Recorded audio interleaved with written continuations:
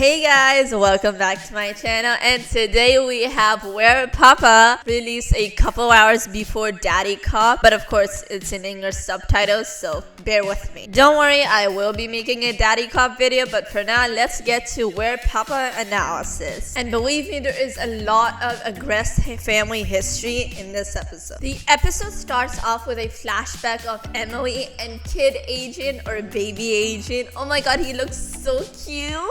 And it's about time we get an Emilie flashback. We've seen her in a comatose state for 5 seasons, and I'm so sick of it. Couldn't they have given us one way earlier? Emilie is showing pictures of her parents to Adrian, while stating being a parent means loving your kids, etc. more than anything in the world, but she doesn't think her parents do. I mean, come on, what's with Miraculous always hating on parents? And it appears she's already sick, so I guess ever since Adrian was born, she's been sick, but it's been slowly getting worse and worse. And because of Emilie's statement, now Adrian thinks that his father doesn't love him because he's never around. Lady, you're leaving a bad impression on me, and I already don't like you. Okay. Are you kidding? That's unfair. She made those. I need to calm down.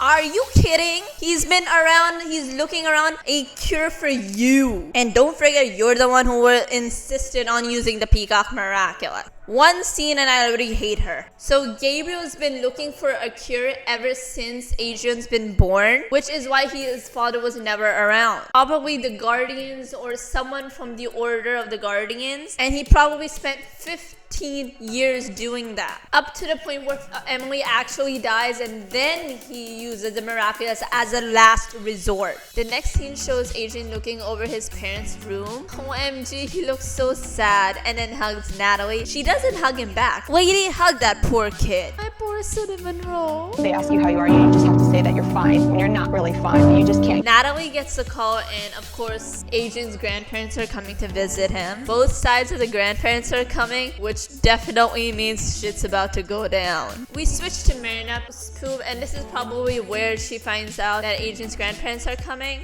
But when he tells her, she herself tells him that I am coming over. She literally tells him, she's not asking. She tells him that I'm coming over and making sure everything's okay. Like, girl, you were not invited. Sure, it would have been different if Adrian asked her, but he didn't. She's basically like, yes, I am coming over there. And he's like, yeah, I would love to have you over. That'd be really nice. Girl, let him deal with it on his own. Also, side note, I absolutely love how Natalie is finally eating with him. Like, why didn't you do that before? But also, yes, thank you, finally. According to Adrian, however, he's actually never met any of his grandparents. Emilie apparently never wanted Adrian to meet his grandparents from her side, and Gabriel didn't really want to meet Adrian to meet his other grandparents either. Both for different reasons, but the outcome's the same. So Adrian wants her to be there, but it would have been better if he'd asked herself instead of her just telling him. And it's a family only lunch, which means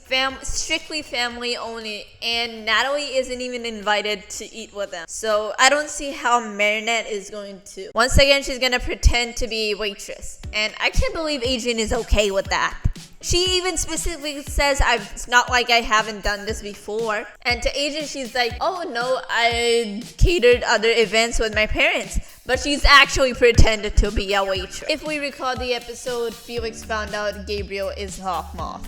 But I seriously think that Adrian should deal with family stuff on his own, and his girlfriend does not need to be there. We proceed to meet Adrian's grandparents. It's official, I officially hate Lord Pompous more than Gabriel. At least Gabriel had good reasons and wasn't always like that, at least from what we know. How dare he call Adrian a half-decent kid? What the heck? And apparently the royalty or whatever, a duke and duchess, and the aggressed state actually belongs to them, which was given to the aggressed because of Emilie. Huh, really nice of you to show your appreciation, huh, Emilie? The meeting between Gabriel and Marinette was cakewalk compared to the grandparents. Although I can't believe Gabriel's parents are a lot nicer, here's something interesting on Gabe's family history. I don't know if it's because of the Brazilian dub or something, or maybe the subtitles are wrong, but according to that, his parents are not actually married. I could be wrong, and then maybe the subtitles are just wrong in that regard, but I don't know. I don't know that, but that just seems wrong. Marinette is there as a waitress, and Pack just has to go on and cause chaos. But to be fair, who brings packed meat at a lunch? The meeting, of course, is about the custody of Adrian now that his parents are no longer with him. But I'm pretty sure everyone pretty much figured that out. And even though it's clear Adrian wants to stay with Natalie and in Paris, Lord Grumpy Pants is like, she is not family and does not have any rights on him, so no. I'm like, bro, she's been more family to him than you, who has never even tried to visit him. And that goes for Gabe's parents too. Just because they're nice doesn't mean they actually did anything for him. So yeah, I don't think so. It's either that or neither Emilie or Gabriel allowed them to even come near or even visit them. So it could be on Gabriel and Emilie as well. So really, none of them deserve custody. And once again, Marinette takes control. Adrian hasn't said a single word regarding the topic discussed during the entire lunch, and she's talking for him once again, like she's his representative or something. What the heck? Like, this is exactly why I didn't want her to be at the lunch in the first place. I knew they'd make it all about Marinette, and it was marketed as Adrian episode, but she's literally doing everything. He hasn't done anything, not spoken any words, hasn't said anything. She's literally doing all the talking and all the speaking of opinions for him, even though it's his business and not hers. Furthering that, Marinette tells Adrian that she'll handle it. What will she handle? She's not even supposed to be there. Is he just going to let everybody else talk for him and do everything for him? How is this different from what Gabriel has been doing? How is this any different from the last 5 seasons? The problem is Adrian's been distracted by Plague causing a mess the entire episode, and if it's not Plague, it's Marinette causing chaos. For some reason, there just has to be a clumsy aspect in an episode. Why? I don't know. It just seems that way. Because apparently you can't have an episode without some sort of humor. Lame humor, but it has to be there. As for the more interesting news, we've got some more interesting details about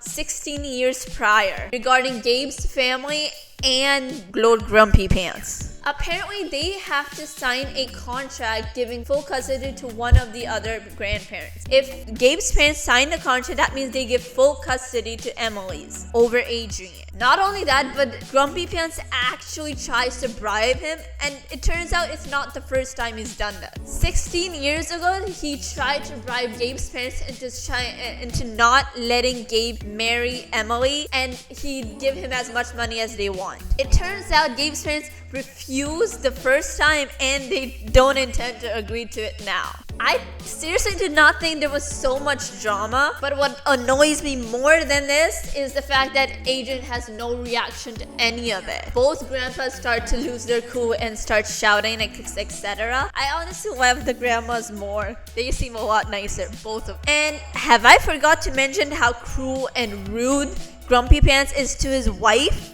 He constantly belittles and shouts at her, and she's just so sick of it. At one point, she takes the twin rings and locks herself in one room, at which point getting akumatized. Here's the thing though, the Kuma is in the twin rings. For some reason, we all thought it was Cat Noir's ring in that leaked picture, but it turns out it's not, which means she'll have to break the rings in order to free the Akuma. The battle itself is actually pretty lame and very short.